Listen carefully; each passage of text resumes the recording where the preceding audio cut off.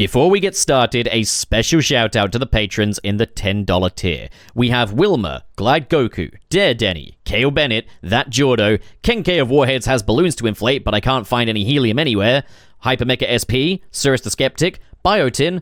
Oh no, I've used up all the helium. What am I meant to do now? Thank you, folks.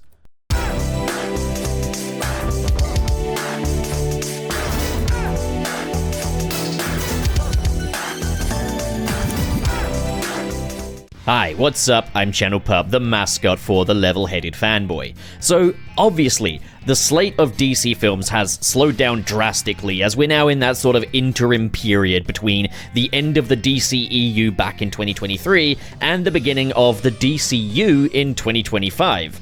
Yeah, I know it's confusing, it's just one universe to another, basically. However, it does look like for 2024, the villains are winning the day in terms of cinematic DC.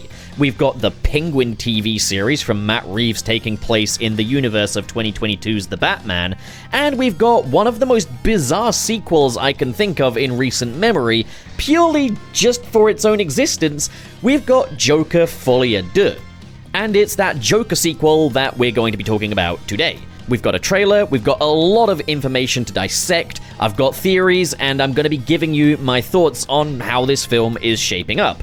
But first, a word from today's sponsor. Yo, Mr. Flicks, can I watch this movie?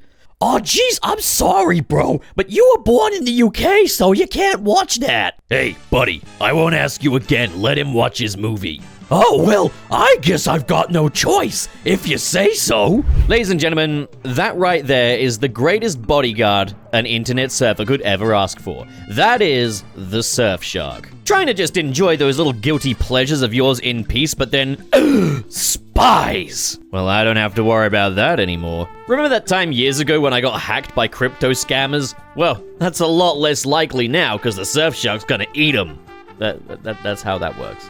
Now, the way it actually works is it's a VPN service. Simply choose the destination you'd like to browse from, and then you're no longer Mr. Important from Iowa, you're just any guy in Brazil. And that's all anybody needs to know. Try out Surfshark One, an all-in-one suite of total online protection. They got all those preventatives such as the VPN, but on top of that they got real-time antivirus, security alerts, and more. And it's pretty freaking sweet if you ask me. Don't just be protected, be impenetrable. But Surfshark and I have cooked up something extra special just for you, dear viewer. With my special bespoke discount code PUP, that's spelled P-U-P, you can get 3 extra months completely free. There is no risk in trying Surfshark. They even offer a 30-day money-back guarantee. So what are you waiting for? Hit the link in the description below and claim those extra free 3 months. Now, that first Joker movie back in 2019 was, again, a very out-of-the-ordinary film, in that it's a film released under the studio system, and it is a comic book film, yet it's meant to feel like an old-school auteur piece. The film was one of the most profitable comic book movies of all time, due not only to its massive success at the box office, earning over $1 billion, which is also a record for an R-rated film, but also its very small budget when compared to its contemporaries. There was no official merchandise, no Funko Pops, no DC Multiverse figures from McFarlane, no Hot Toys, and as far as comic book adaptations go, Joker was very, very loose with its source material, being a piece that's more inspired by the comic book mythology of the Batman universe than anything that actually seeks to adapt it. Now, honestly, the first Joker movie is one where when I gave my own opinions of the film after first viewing it, I did catch a little heat because I was pretty blasé about it. As a piece of filmmaking, I thought it was terrific, but the script to me at the time felt pretty unsure of what it actually wanted to achieve. Like the film was leading to some big message only to just kind of say, hey, be nice to one another. Now, I've heard every strawman argument in the book when it came to my lukewarm opinions of that first film, from you just wanted it to be comic accurate to you just didn't get it, and it really wasn't any of that. I will say this much, it's a film I've warmed up to over the years. My class watched it as part of my film course at university, and I found myself enjoying it a lot more.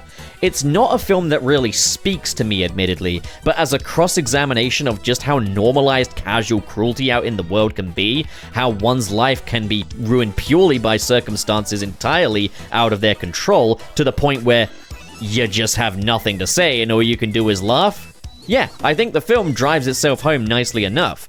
It is very indulgent in how little it really has to say, but it is by design.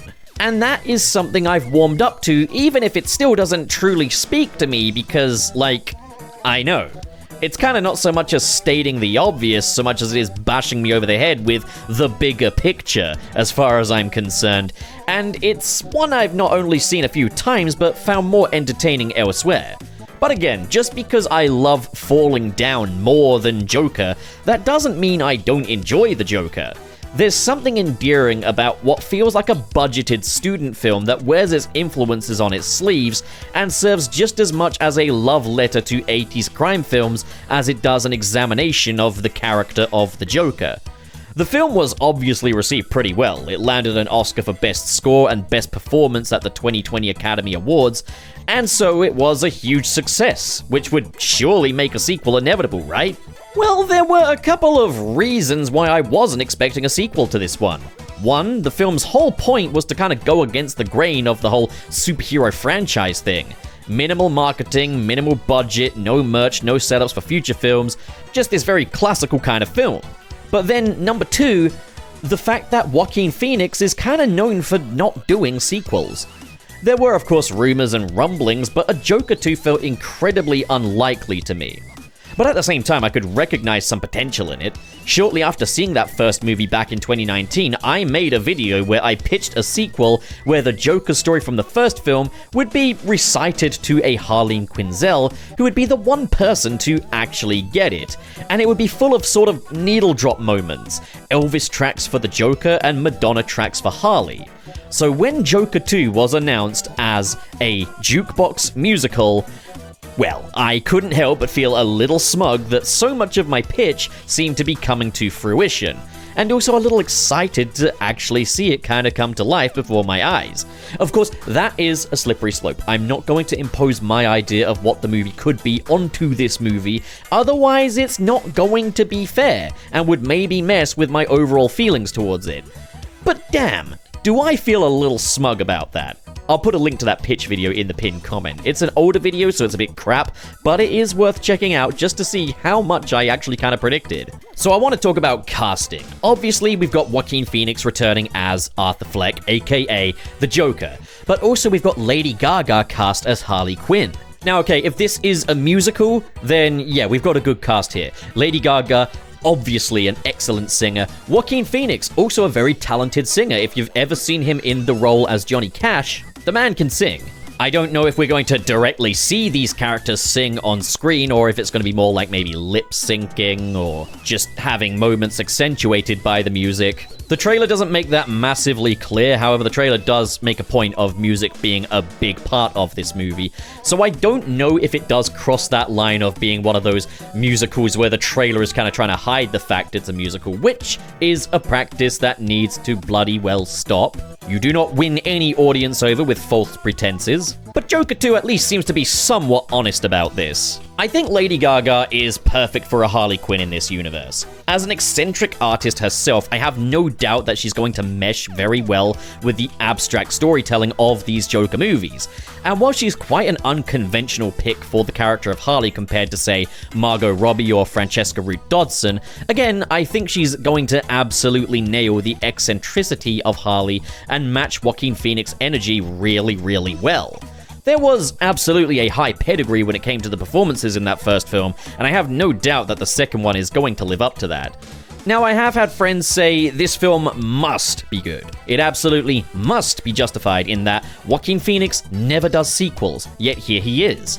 Now, it's something I say pretty often: everybody has a price. And yes, this is a very, very cynical perspective, but the first Joker movie had an estimated budget of $70 million, which is incredibly small for a tentpole comic book movie. Like, let's compare that to Spider-Man Far From Home, which released the same year. Far From Home had an estimated budget of $160 million. So Joker was pretty low budget, and that worked in its favor. Joker 2, on the other hand, has a budget of $200 million. Triple the budget of the original. So these are far more conventional comic book movie numbers.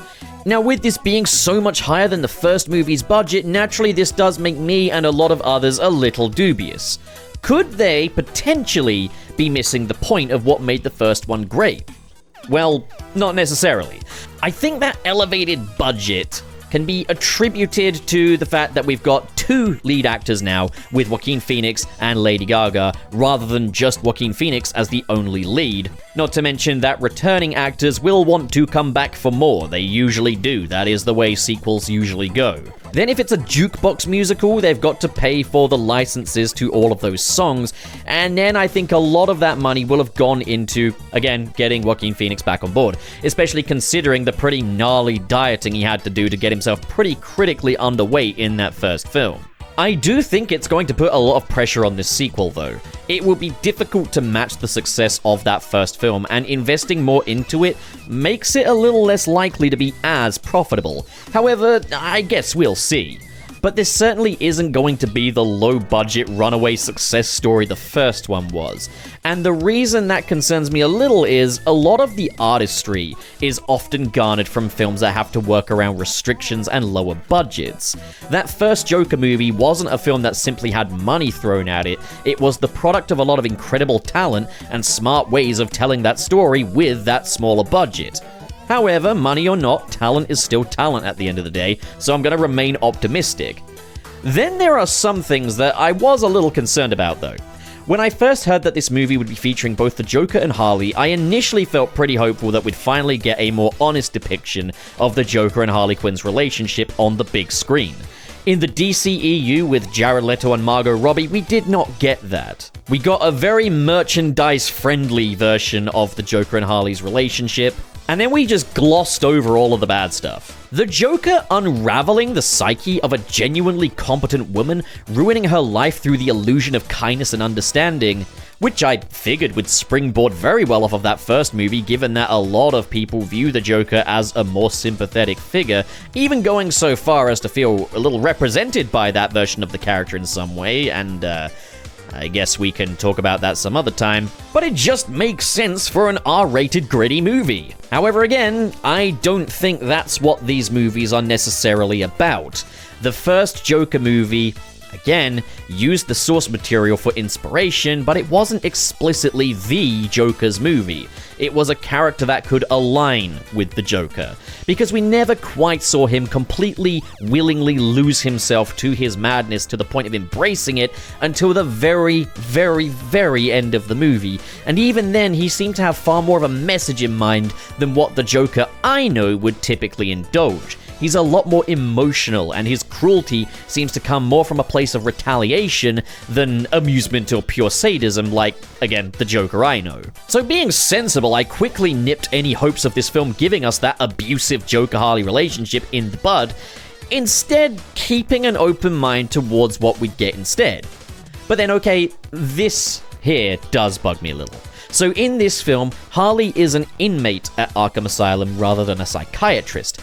At least that's what the marketing and set photos have led me to believe, and that to me just feels a bit reductive. Again, I understand this is going to be different, but it's the reductiveness that I'm concerned about. You see, with Harley as a psychiatrist, she's an accomplished woman leading her own life. It takes brains to get into that kind of profession. Admittedly, that's a story that's been watered down even by Harley Quinn co-creator Bruce Timm, who made it so that Harley got her qualifications by doing favors for her tutors, and that's something I find kind of lame. Harleen Quinzel being a accomplished, legitimately intelligent woman makes it all the more tragic that the Joker was able to prey on her as he did. It also speaks much more to the sheer power of the Joker, which, as I mentioned before, was demonstrated by the reception of that first film. The Joker is an expert manipulator, and I'd go so far as to say that first Joker movie showcased a very manipulative approach to storytelling, and absolutely deliberately, might I add. It's his story. By making Harley an inmate at Arkham, she has a lot less to lose, and there's the implication that she's already mentally troubled at the very least, so the Joker loses quite a bit of his agency in that story because of it, and what you end up with is just less. But again, keeping an open mind, and with all that being said, all might not be as it initially seems. That first movie was told from Arthur Fleck's very deluded perspective and made a point of him serving as an unreliable narrator, particularly with the romance between Arthur and Zazie Beetz' character Sophie Dumont, where it transpired that the whole thing was all just a big delusion, that rather than Sophie understanding Arthur's plight and being charmed by him, she was actually terrified of him. There's a possibility we could be in for something similar with Harley, and I dare say it's even backed up a little in this trailer, because we see Harley at one point pressing 2 fingers against her head like they're a gun, as though she wants to shoot herself. This was something Arthur and Sophie used to do, which immediately tells me that all might not be as it seems with the Joker and Harley Quinn. Even down to the fact that at the end of this trailer, when Harley tells the Joker she wants to see the real him, they are on opposite sides of the safety glass at the asylum, suggesting that one of them is out and the other is in. But from what's presented here, we have a story about Arthur finding someone just as broken as he is at the asylum, and how they indulge each other's delusions to make their way to the top, whatever the top may be. Now, as mentioned earlier, this is a jukebox musical, and with jukebox musicals, you can easily run into the problem of style over substance. The music doing the legwork. Got a scene you want to be memorable? Put memorable music in there. However, it does seem as though music will be accentuating the story. It looks like the Joker meets Harley in a music class at the asylum. We've also got, who I assume is one of the asylum workers, saying, "We use music to make us whole." It does make me wonder if perhaps Harley is a manifestation of the music Arthur is hearing. Harley makes him whole. Harley makes him feel like he isn't alone. And I want to call back to the glass window scene again, where Harley draws the smile onto the glass, as though she's the one who puts the smile on the Joker's face. Without the smile, the Joker isn't whole. Harley's putting the smile there, Harley's making him whole. Music makes him whole. Perhaps Harley is the person he creates from the lyrics that speak to him. Again, just spitballing theories here, because I do not think all is as it seems. And it couldn't be made more obvious by the fact that they're clearly leaning a lot more into visual filmmaking to represent the Joker's delusions. And it's all a lot less subtle this time. From the black umbrellas changing to the color ones, to the very La La Land-esque moonlit rooftop with the giant moon, transitioning to the Joker and Harley dancing in front of ambulances and emergency vehicles in the midst of a crisis. We've got Arthur being chased down the street by different versions of himself in different outfits. The return of the Murray Franklin show, but instead it's the Joker and Harley show. I'm loving the imagery here, from the twists on iconic imagery in the first film, such as the Joker and Harley dancing on the stairs, to, again, the redressed Murray Franklin show set. I love the musical set piece of the Arkham Hotel as well. As mentioned earlier, I definitely think this does run the risk of being style over substance, and I mean, I'd say that's what the first movie was. It was good, but it was style over substance in my opinion. But I'll say this much, I am confident that the filmmaking alone will once again do a lot of genuinely worthwhile heavy lifting. I'm really excited for the set pieces I'm seeing here and the overall tone of this trailer. If that first film was the fall of Arthur Fleck, this feels like the rise of the Joker, and it does feel like the script has been flipped a little in that Harley is instrumental to his origin as the Joker, rather than the Joker being instrumental to her origins. Maybe it'll be both. Because of the terms set by that first movie, I do not need this film to do anything in specific. I just ask for it to be good, and this looks really, really good. Especially now while I'm pretty fatigued by the conventional sort of MCU dime a dozen comic book movie, which I wasn't back when the first Joker movie released.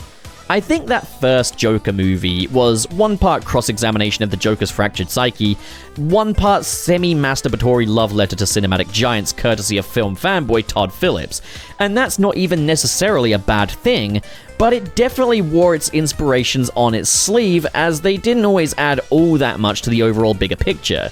I think Joker 2, at worst, will likely be the same thing, but with music, or musical theater, instead of Hollywood giants. And to be honest, I'm fine with that. I can happily watch multiple movies of Todd Phillips just jacking off to his favorite films and music and finding ways to wrap that into a story about the Joker.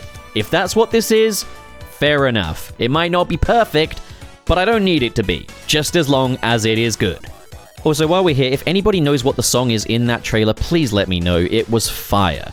So yeah, overall, I am excited for Joker 2. More excited than I was for the first one. I'm really loving the imagery. I'm a little trepidatious about what they're going to be doing with the Joker and Harley Quinn. I don't mind it being different, just so long as it isn't absolutely reductive. But I think from the trailer, the film looks gorgeous. I'm loving the set pieces. I'm loving the imagery. I don't doubt that Joaquin Phoenix will be just as good, if not even better than he was in the first one. I think Lady Gaga is a great choice. And I'm keeping an open mind to this being a musical. I'm a little uncertain about it, but I'm keeping a very open mind. I do think this trailer looks really, really good. Whether or not it will live up to the first one, I'm pretty confident in it. Whether or not it will live up to the success of the first one, I'm a little less confident in. But again, we'll see in October. But what do you guys think? How do you feel about Joker Folie à Deux so far? Comment below, discuss, and as always, if you enjoyed this video and you want to support more like it, be sure to hit subscribe, hit the like button, and in the description below is the link to my Patreon page, where for as little as $1 a month, you can get your name in the credits of these videos. A special shout out goes to all of the patrons in the $5 and above tier. They are RT0, Wilma, Calex, Richard Rogers, Glad Goku, Dare Denny, SSS06, Kale Bennett, That Jordo, Ken K of Warheads has balloons to inflate, but I can't find any helium anywhere, Dazzle Fizzle, Hypermecha SP, Cirrus the Skeptic, Biotin, oh no, I've used up all the helium, what am I meant to do now? And Vera Wild. Thank you folks so much for your generosity, and to all of you at home, thank you so much for watching, and have a great day. Get out.